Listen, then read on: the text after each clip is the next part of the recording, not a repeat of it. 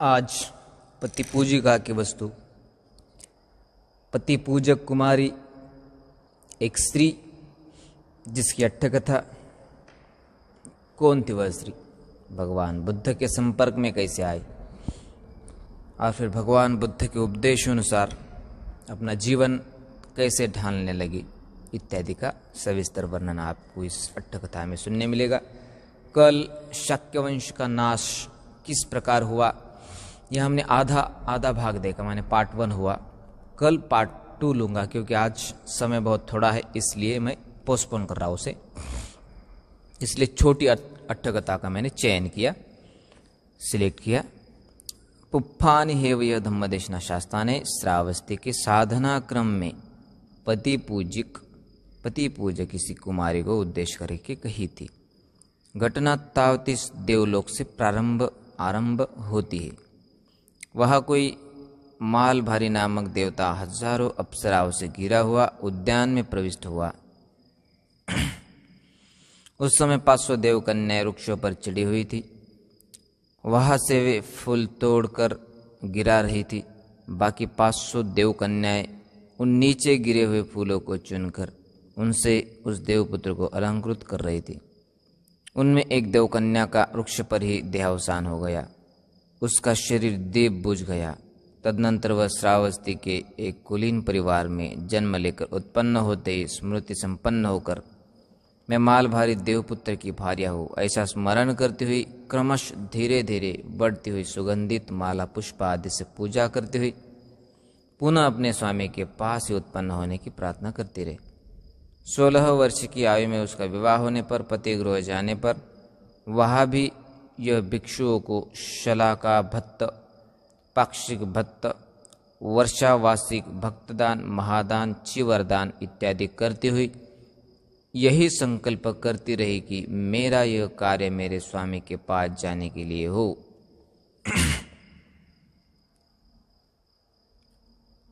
तब भिक्षुओं ने इस कुमारी का नाम, क्योंकि प्रतिदिन उठती बैठती पति की ही पूजा करती थी, पति पूजिका थी, अंत इसका नाम पति पूजिका रख दिया। देखिए, यदि आपने ध्येय ठान लिया हो जीवन में मुझे ये बनना है, मुझे ये प्राप्त करना है, तो आपको प्राप्त होकर ही रहेगा। जिस तरह ये उपासिका क्या करती है, 16 साल की उम्र, नाबालक की उम्र होती है। बल्कि यह देखिए, अपने पति गृह जाने के बाद भी और पति घर जाने के पहले भी यही सोचती रही कि मुझे मेरा पिछला जन्म का पति मिले, क्योंकि वो अच्छा होगा, खिलाता होगा, अच्छी सेवा करता होगा, या फिर सब कुछ ला कर देता होगा, सुनता होगा। इसी कारण से वो पति पूजिका थी। पति जो भी पति को कहती वो सुनता था और जो भी पति कहता था वो सुनती थी। इसी कारण से पति और पत्नी प्रेम था और इसी कारण से वह भी पत्नी भंजक हो गया और यह पति भंजक हो गया। इसी कारण से हम ये भी कह सकते हैं कि वह पतिव्रता थी और उसका पति पत्नीव्रता भी। तो क्या कहते हैं कि मेरे इस भिक्षु को भोजन दान देने से, मेरे इस भिक्षु को भोजन दान, चिवर दान, शेनासन दान, शलाका दान, वार्षिक भक्त दान, पाक्षिक भक्त दान माने भोजन दान इत्यादि दान के बल से मुझे मेरा पति जो पूर्व जन्म का था उसी के साथ मेरा संगम हो फिर से, यही मेरी इच्छा है। जो मैं आजकल पुण्य कर रही हूँ, ये पुण्य मुझे मेरे पति के पास ले जाए और फिर मेरे पति के पास माने मुझे उस आदमी का पत्नी बनाए, ये मेरा पुण्य कर्म। यदि आप ऐसा सोचेंगे कि मैं जीवन में आया हूँ, मैं छोटा हूँ, मैं छोटेपन में, बालपन में, चाइल्डहुड में मैं जो भी कुछ पुण्य करूँगा मेरे माँ बाप के सुख शांति के लिए होगा, मेरे सुख शांति के लिए होगा, यह आपका पुण्य फल भी एक काम में आएगा। यदि आपकी ऐसी इच्छा होगी कि यदि मैं जीवन भर भिक्षुओं की सेवा करूँगा और भिक्षुओं की सेवा करने के बाद मुझे अरहंत पद मिलना चाहिए, यदि आपकी यह इच्छा होगी तो वो अरहंत पद भी आपको मिल सकता है। यदि ऐसा आपका संकल्प होगा, संकल्प पर डिपेंड करता है कि आपने क्या चूज किया है।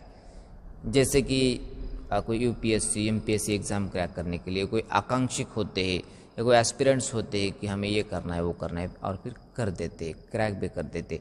इसी तरह कोई भिक्षु ऐसा संकल्प करता है, महासंकल्प करता है, डिटरमाइन होता है कि चलो आज की जो मैं सेवा कर रहा हूँ इस सेवा के बल से मुझे अरहंत फल मिले, या जो आज मैं इतनी बड़ी लोगों की सेवा कर रहा हूँ इससे मुझे बोधिसत्व का लाभ हो, बोधिसत्व पद मिले। या बोधिसत्व भी ऐसा संकल्प कर सकता है दान पारमिता पूरी करके कि जो मैं अभी यह दान पारमिता, शील पारमिता, दानंच शीलंच निखम्मं पन्या विरयेन पंचमं खन्ति सच्च दिट्ठानं मृत्युपेक्षा च दशमं। ये जो 10 पारमिता है, 10 पारमिता पूरी करने के तो दुपरांत मुझे बुद्धत्व का लाभ हो, ऐसा बोधिसत्व का संकल्प होता है। यदि आपका संकल्प बड़ा होगा तो आपका ध्येय भी आपको मिल जाएगा। कहते हैं ना कि ध्येय बड़ा रखो, लो एम इज अ क्राइम।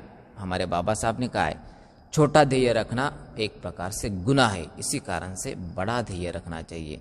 अनंत होना या कोई अधिकारी होना या कुछ साइंटिस्ट होना या कुछ लॉयर होना, जैसे एडवोकेट होना या कोई उसे हम क्या कहते हैं बैरिस्टर होना, जो भी आपका ध्येय होगा वो आपका पूरा होना चाहिए। इसी कारण से संकल्प को महासंकल्प को बुद्धिज्म में बड़ा महत्वपूर्ण माना जाता है, महत्व है।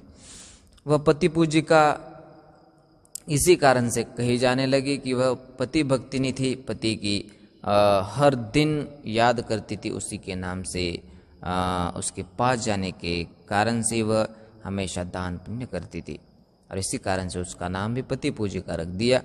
वह भी प्रतिदिन भिक्षुओं की आसनशाला बैठने का स्थान था, जहाँ जाकर सफाई करती थी। देखिए मैंने जो अभी कहा भिक्षुओं की सेवा करना, ये भी बड़ा पुण्य होता है। और सेवा करने के बाद यदि आपका संकल्प होगा मुझे ये बनना, ये करना, ये प्राप्त होना चाहिए, तो आप वो प्राप्त कर सकते हैं महासंकल्प के अनुसार। लेकिन आपका संकल्प खंडित नहीं होना चाहिए, अखंडित उस संकल्प पर आप चलना सीखना चाहिए। वह भिक्षुओं की कुटी साफ करती थी, वह जल भर कर रखती थी, आसन बिछाती थी।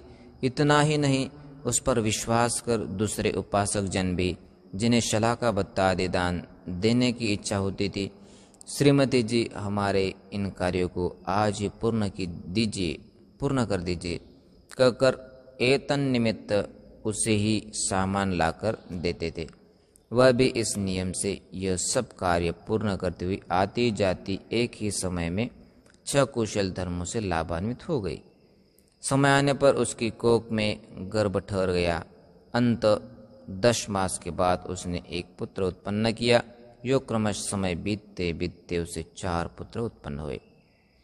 वह एक दिन दान करती हुई, पूजा करती हुई, धम्म श्रवण करती हुई, शास्त्रा के शिक्षा पदों का पालन करते हुए, दिन के अंत माने सायंकाल में किसी रोग से काल कवलित होकर स्वर्ग में अपने स्वामी के पास पहुंच गई।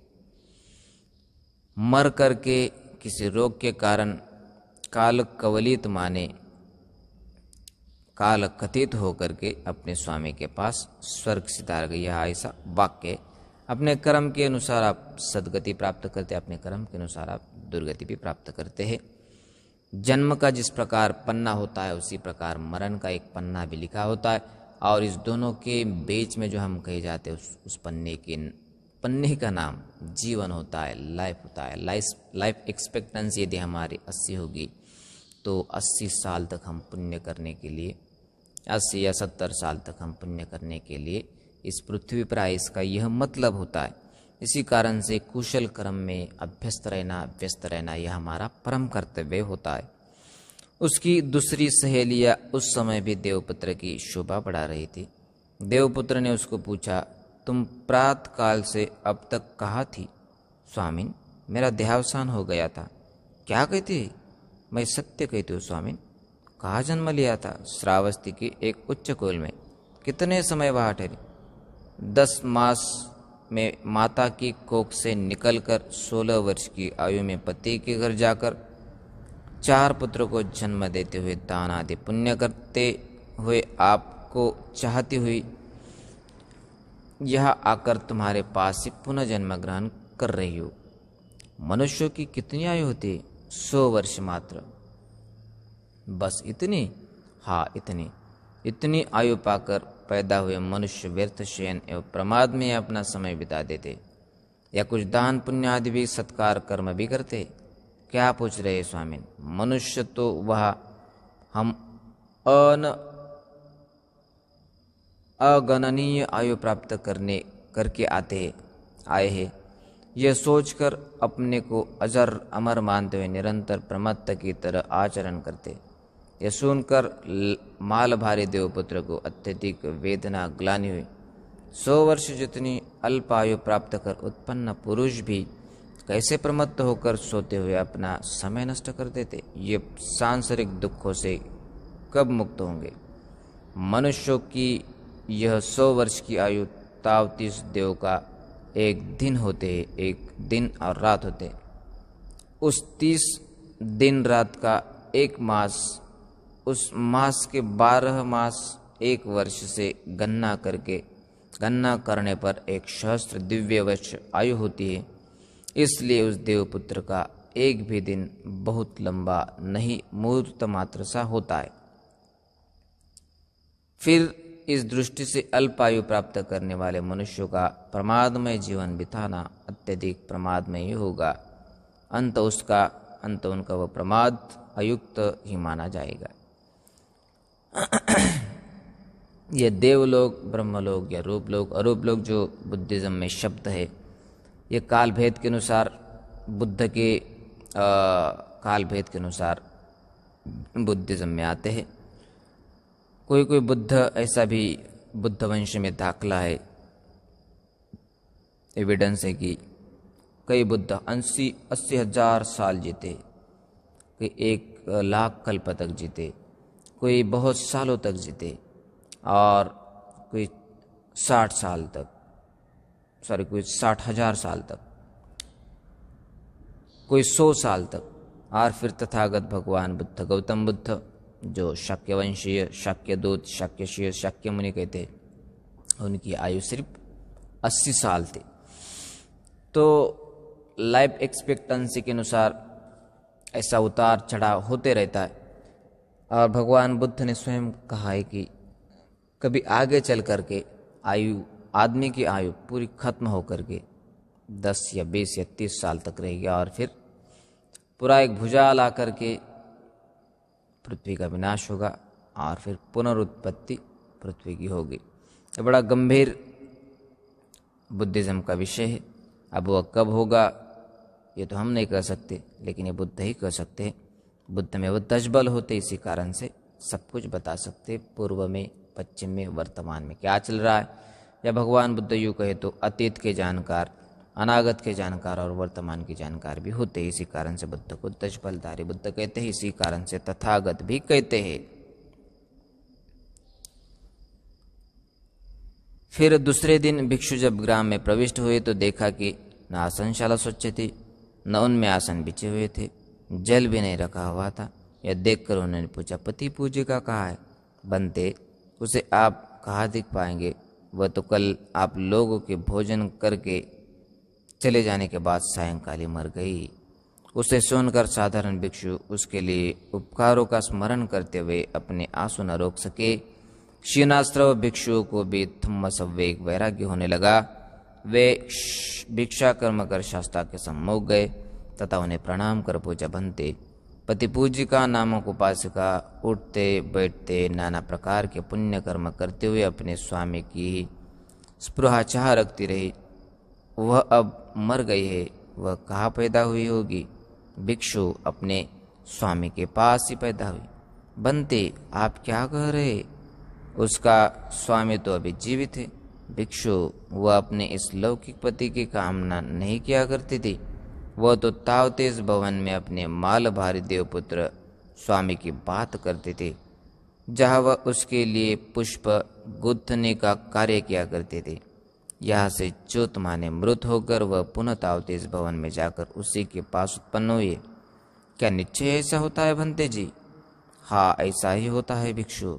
बनते, मनुष्य का जीवन तो अल्प होता है। देखिए न, वह प्रात हम लोगों को भिक्षा कराकर सायंकाल उत्पन्न किसी रोग से तत्काल ही मर गई। शास्त्र ने कहा, भिक्षु, मनुष्य का जीवन अत्यल्प है, तभी तो इन विषयों में लिप्त, दुखों में आसक्त पुरुषों को मृत्यु अपने वश में कर रोते कलपते हो को पकड़ कर ले जाते। यह कहकर उन्होंने यह गाथा भी कही, काम भोग रूप फूलो च फूलो काम भोग रूप काम भोगी पुरुष, फूलों का चयन करने वाले तथा उन्हीं में आसक्त मन वाले तथा वासनाओं की पूर्ति से अतृप्त रहने वाले मनुष्य को मृत्यु अपने वश में कर लेती है। इस गाथा का पाली अर्थ, पुप्फानिहेव पचनन्तं व्यासत्तमनसं नरं अतीतं एव कामेषु अंतको वकुरुते वसं। गाथा का अर्थ भी, पुष्पोद्यान में जैसे कोई चतुर्माली अनेक प्रकार के फूलों को चुन लेता है, उसी तरह मनुष्य भी आत्मभाव जन्म से ही आकृष्ट होकर तथा साधनों से आकृष्ट होकर कामोपभोग तथा जीवन की तृष्णाओं को, रूप फूलों को चुनता रहता है। व्यासत्त मानसं नरं, अप्राप्त की इच्छा तथा प्राप्त में लोभ के कारण आसक्त चित्त वाले मनुष्य को अतीतं एव कामेषु, विषय की कामना पर्येषण से, प्रतिलाभ से, परिभोग से, संग्रह से समानतया अतृप्त रहना। अंत को कुरुते वसं, अंतक कहते हैं मृत्यु को। वह रोते हुए कलपते हुए पुरुषों को पकड़ कर ले जाता हुआ अपने वश में कर लेता है। इस देशना के अंत में बहुत सारे उपासक भी देशना से एक प्रकार से प्रभावित हुए और फिर किसी ने सिद्धि भी प्राप्त की, श्रोतापत्ति सकादागामी भी प्राप्त हुए। इसी कारण से पति पूजी का यह अट्ठकथा का आखिरी भाग था। सभी को यह एक प्रेरणादायी कथा साबित हुई होंगी। पति पूजिका आप बने या पति पूजिका बने या पत्नी पूजिका बने, जो भी बनना चाहे बनिए। आप संसारिक हो, गृहस्थ हो, सदगृहस्थ हो, सदगृहस्थनी हो, आपकी जिम्मेदारी, लेकिन उसके साथ साथ आप धार्मिक जीवन भी बिताए, आध्यात्मिक जीवन भी बिताए और फिर संसारिक दुख से मुक्ति पाने के लिए आपको यह कर्म काम आएगा। जिस तरह वह पतिभंजक थी, माने पति के लिए, पति की प्राप्ति के लिए बड़ी उत्साहित थी, एंथुजियास्टिक थी, इसी कारण से उसने अपने पुनः पति के प्राप्त कर गई और फिर बड़ी उसकी सेवा करने लगी। उसके पहले भिक्षु की सेवा की, शला का दान दिया, भोजन दान दिया, चिवर दान दिया, कोई बिहार में जाकर के पानी रखना, भोजन दान देना, झाड़ू लगाना इत्यादि सब कुछ काम करती थी। इसी कारण से उसको एक प्रकार से बड़ा महाफल मिला। यदि आप आज एक पुण्य करते तो उसका महापुण्य आपको मिल ही जाएगा। यदि आप अच्छा कुशल कर्म करते तो उसका फल भी और महाफल भी आपको एक ना एक दिन मिल ही जाएगा। बस आशा कीजिए, अच्छा आप करोगे तो अच्छा आपको मिलेगा, अच्छा आप भोगे तो अच्छा आप प्राप्त करोगे। मंगल मैत्री के साथ सबको भवतु सब मंगलम्।